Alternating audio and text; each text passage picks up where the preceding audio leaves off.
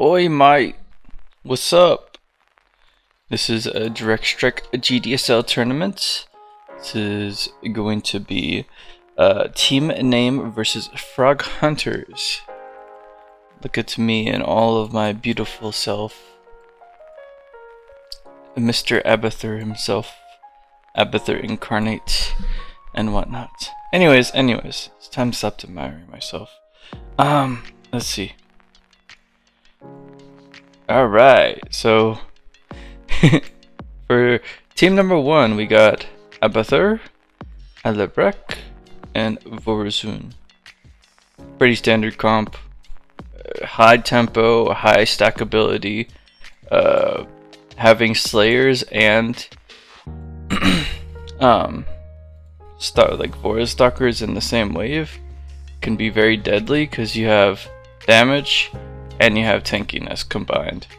On top of that, you get Swarm Host mixture with it. You get more tankiness.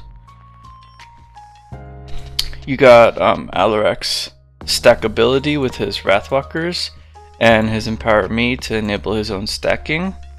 You got Vorazun's Air Supremacy, so she can do like Void Rays and stuff like that and just shoot down a bunch of targets. Usually covers Alarak's back, but also Abathur likes to have coverage too, because Vipers is one of his most powerful units. So Abathur, not having to worry about air leaks really helps out with him. And then you have Abathur's Swarm House. You have Ravagers. So like if Vora ever like holes, you can just Ravager bile down everything in that hole. It's pretty great. I have no complaints about this comp. There's 3 globals on the team. They got the hole, they got the Empower Me. Well, I guess this is not a global, but it's an ultimate. It has similar effects though. And then you got Mend. So it's a very powerful team comp. Not much people pull this off because there's not much Abathur players. There's not much Vorazun players. There's a lot of Alarak players though.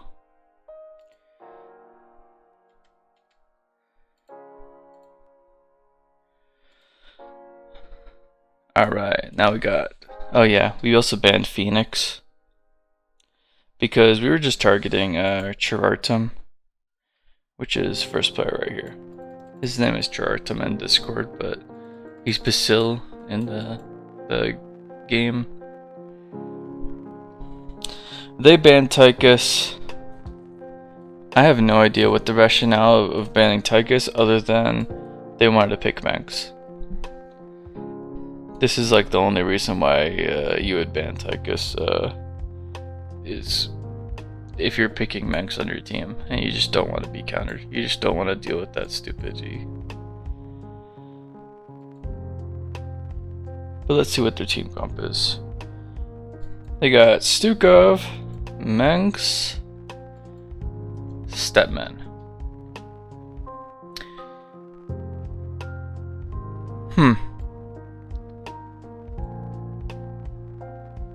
I mean, they can be stacky because of the infest structure and Manx's stacking units.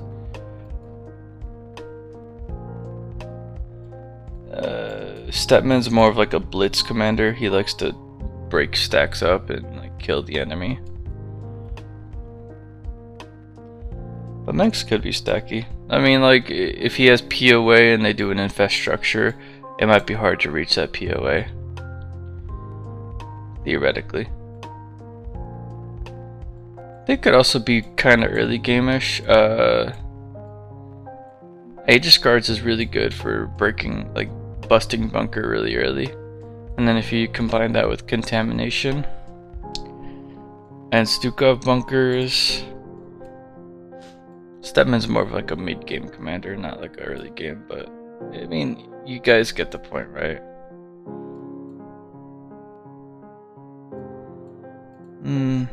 Mex also provides some air coverage.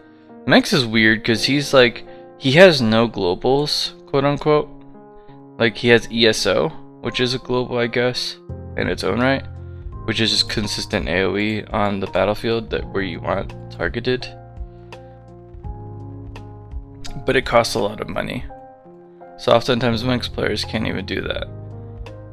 And then there's POA, which is like sort of his ultimate in a way, because you get 2 charges, but that also costs money. So his globals and ultimates are behind a paywall. I guess the corporations got to him. Who knows? But anyways, again, he's in a weird spot because his global and his like his ultimate is like in a it's behind a paywall, so it's not very consistent. You need allies that have strong tempo to enable it. Like ESO is more of a stack breaker comp and also a Hydra killer. You like to use ESO when you have an air commander on your team to kill like the Hydras, or just anyone that like doesn't like Hydras. Anyways, let's get this game started.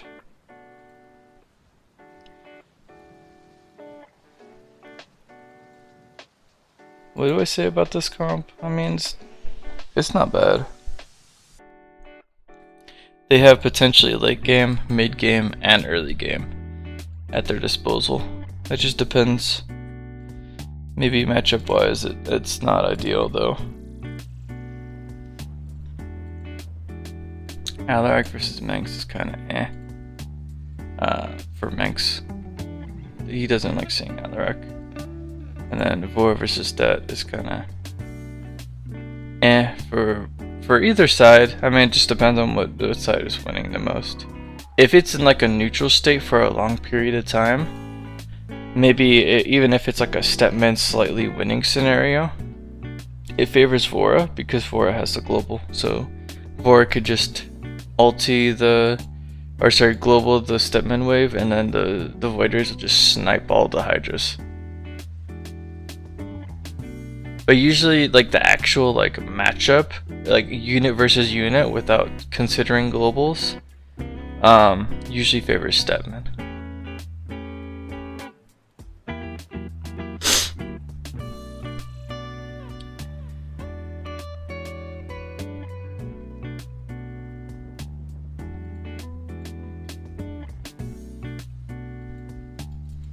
Annoying for Stepman. Spread out stalkers, instantly killing Gary.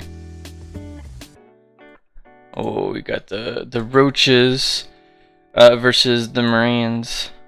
That's a big rip. Rest in pepperonis.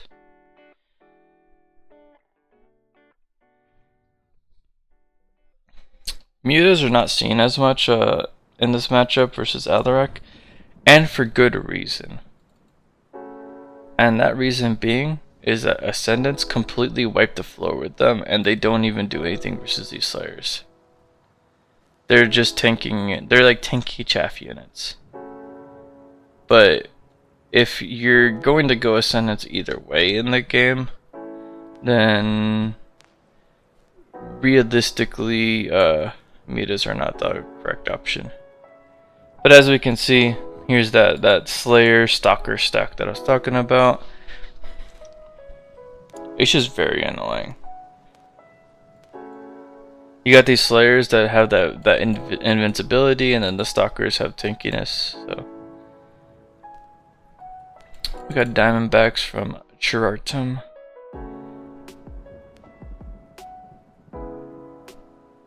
Like, yeah, they do anti-armor damage. It's 30, so they're pretty good. I have no complaints about them. The only problem is that they are very susceptible to Ravager Biles.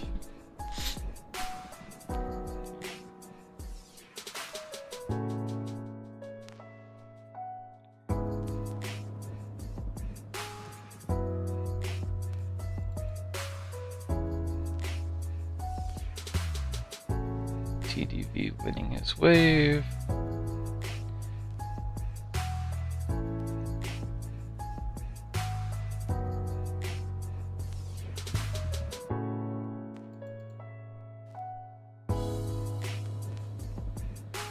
Vorzun just making 2 Void Rays to make sure that that Gary just dies.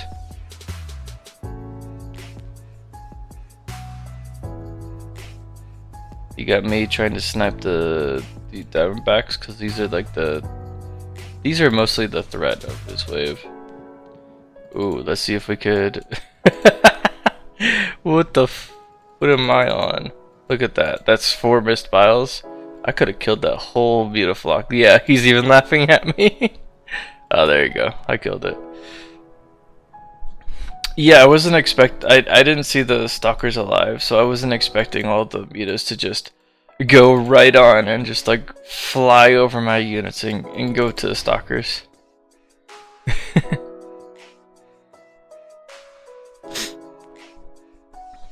spamming Zerglings like a menace. Maybe we'll see him change these into Banelings at some point.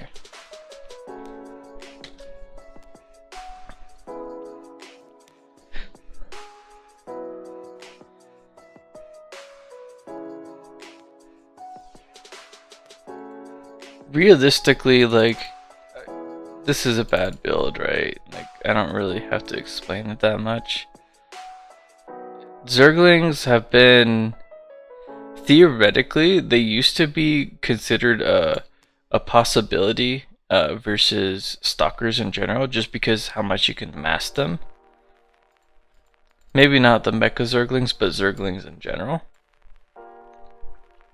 The thing is that Vora players got very smart. So what they would do is they would line up like 2 rows, maybe 2 or 3 rows. They'll just put 1 Stalker right here, like 1 row of Stalkers right here, and then 1 row behind it, right?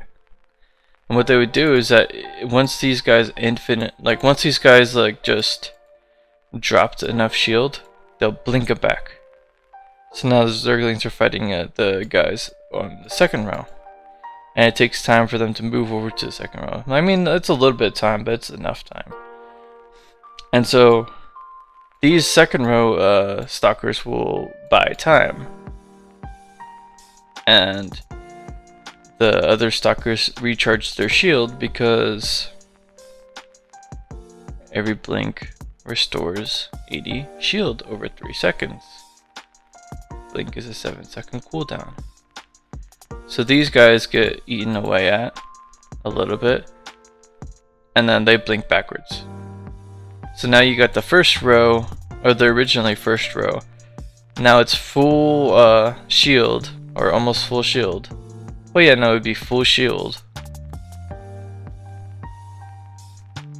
with almost their blink off cooldown, and they're starting to get eaten up by the Zerglings.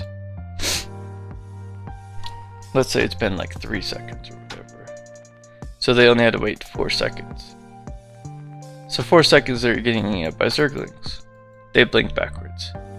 Yeah, you get what I'm saying? Like, it's just a constant use of this shield, which makes it almost impossible for those things to actually kill.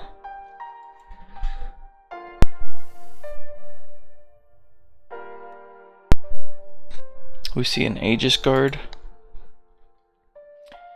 Looks like he was just trying to stop the tempo.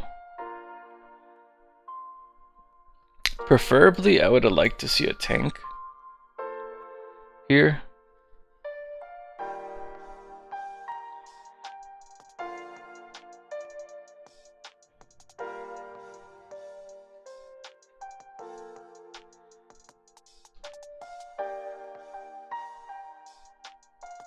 But we'll see what happens. I'd like to see a tank here because Aegis Guard, you know, all of their stim is just gonna go into this Alarak hero. Whereas the tank targeting usually likes to hit the Slayers and Stalkers for some reason. So you could put tanks on the sidelines or something and they'll start firing at the Slayers and Stalkers. instead of the Alarak hero, which is kind of weird to me. But yeah, it happens. And then you can put like a Warhound backline to cover for the tank.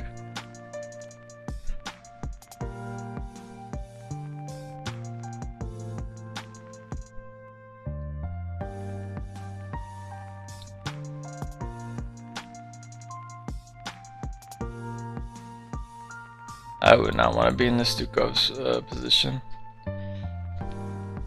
Having to deal with almost 3 waves. Goodbye. Ooh, let's see if I can hit my battles this time. It's okay. Could have hit this group instead, or this group. Maybe we needed like one like Storm Host in the back to just clump up all the mutas. Look at me sitting on my biomass. I'm just like, I'm the king of the world. I'm not gonna use the biomass. I'm gonna BM everyone. No, this is just a misplay. I kinda, as Abathur, I sometimes forget I have biomass. Not in the games that matter, but in like some of the other games, yeah. Usually when I'm like locked in, I won't forget.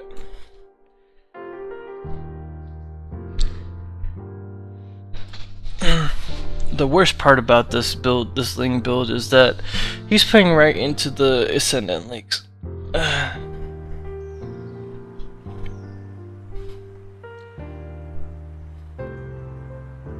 I don't get his game plan.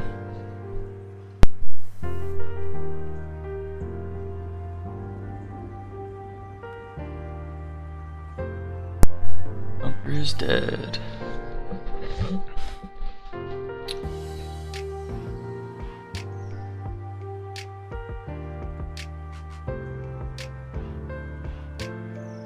Three bios to kill Diamondbacks. I've learned that from 1v1s that I did. My infamous Leviathan. I like to do Leviathan just randomly, just to mess with the opponents and whatnot. But it's not super bad here. High base armor for these bunkers. Sure, they don't do anything versus the Diamondbacks, whatever. But the Diamondbacks don't really do anything versus them either, so.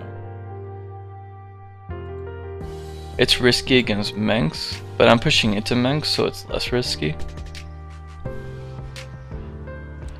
Because if he was pushing into me and he leaks a Sky Fury, then I'm fucked. But I could always just like put mutas in front eventually.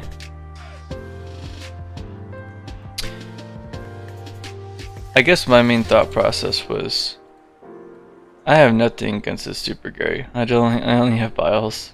So if Super Gary ever leaks into me, then I'm messed up. And I wanted to make sure that we don't get Alexander cheesed. So I'm setting up for my future of just playing against that Alexander cheese. So I wanted to go the Muta build in the very start. But I figured that I probably shouldn't, given that we were winning early game and I wanted to capitalize on that instead of just dying to an Emperor Shadow. Or getting messed up by Super Gary leaks or something, you know.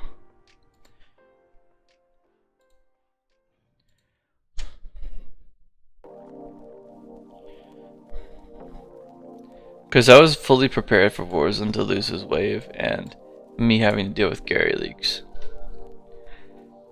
Or Alarak losing his wave and making Vor lose his wave.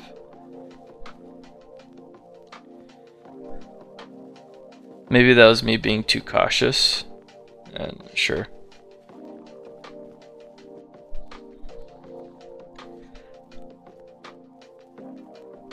Not that I think that Leviathan would do anything versus Super Gary, but sure as hell would do more than my other options. And while also still being relevant versus my own wave, my main wave. And then there's the mutas in the back. Just as planned. You know, I wanted to set up for that, for my game plan of just messing up Alexander whenever he comes by. I don't like the bile down strategy, using like 50 million Ravagers to bile the Alexander down. I think I've lost too many games with it, so I think that the air build is safer. Like, what if the Alexander gets caught? Like, for example, if there was Mirages in the game, what if the Alexander tentacles the Mirages back here, and then all of his other like Apocs and stuff like that just charge forward and killed my Ravagers?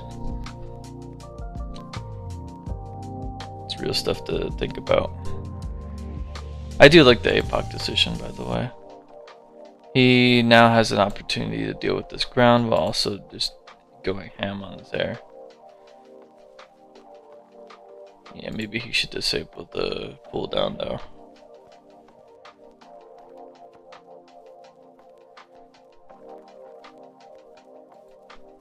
Unfortunate that this barely lived. And the Marines barely lived too to kill my mutas.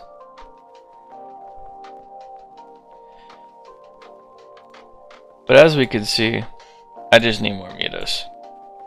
Mutas will just destroy everything. He's gonna get like maybe infested liberators, but that's fine because I can always just bile down the infested liberators if I need to, because they're gonna get stuck on the Leviathan. Alarak is saving the day somewhat. Oh no, it's more like Vorzan saving the day. He finally invested into these ultras. See, if he was going like an actual good build, he probably could have capitalized on the mistake I made here. Like, I could have put some mutas up front to eat the missiles. I mean, he could always micro the missiles, but still.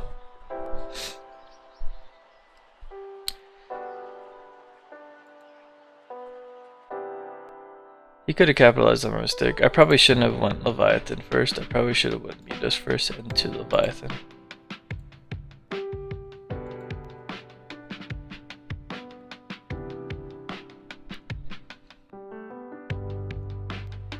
But if Stedman had a good build that was decent against Vora, we would be in some serious trouble here. So I applaud Vora for capitalizing on the enemy's mistakes. Mr. Each himself. And yeah, you can see Stukov can't really do much, especially with the leaks.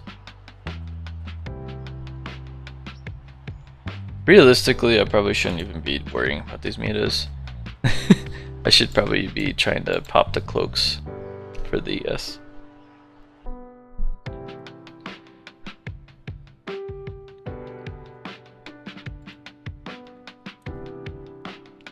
I chose Swarmhouse as the option here. I guess I could have went mutas too, but I figured that whatever like golden muta that I would have would just get tentacled later, so it would be not worth it. Because as you know, you might not know this, but basically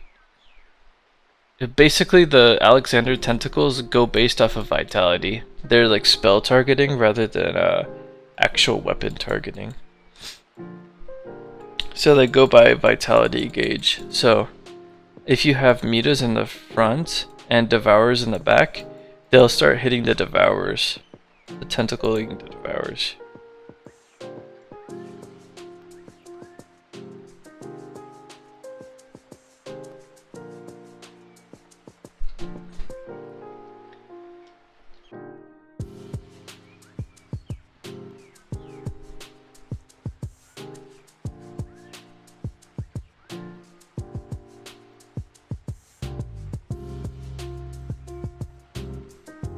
Mind blast the gay.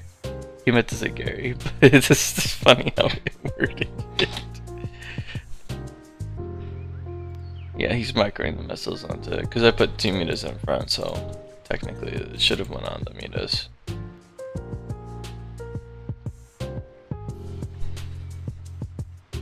Not really much I could do here. I can't really build against Megs and Stukov. I had to build against one or the other. I chose Stukov just to be on the safe side. We had plenty of comeback mechanisms, so if we were ever like in a pinch, we could always use a comeback mechanism to push back. Whereas they had like one. Maybe two if they got POA out. Which it looks like they might be saving for. No, I don't know.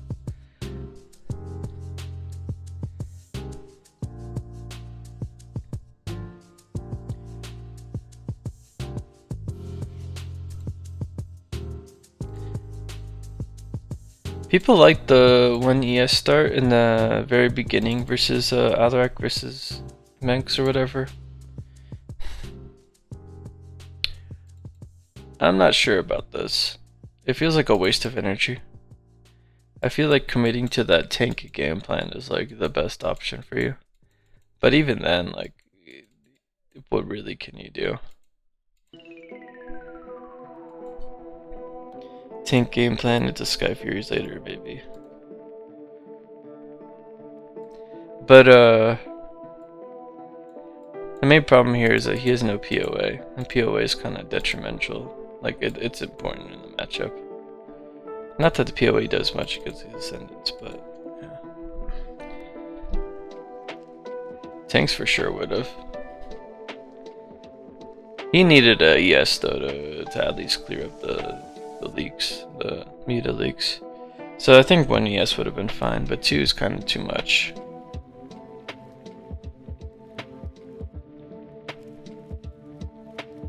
They're trying to survive, but the Nexus, yeah. If I were to change their build, a lot less things. You want maybe 2 lurkers here versus those stalkers just to shut them down early game, and then you can go into your other units later on. But whatever. I mean, the Stukov build is alright.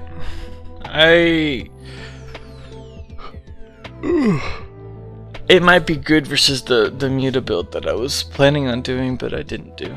But it wouldn't be good versus Roach Muta.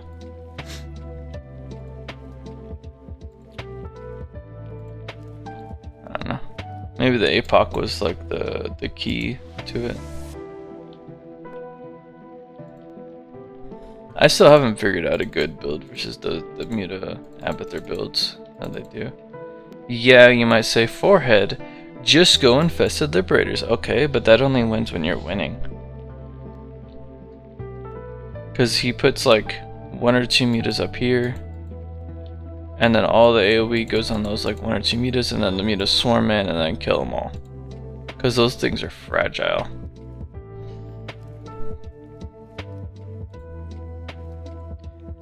I don't even know what this Megs build is. I think he needs to rework it a bit.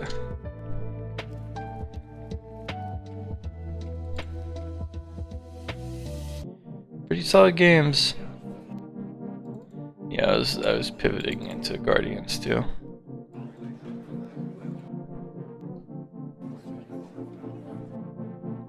Just to snipe the ESs. But anyways, GG's.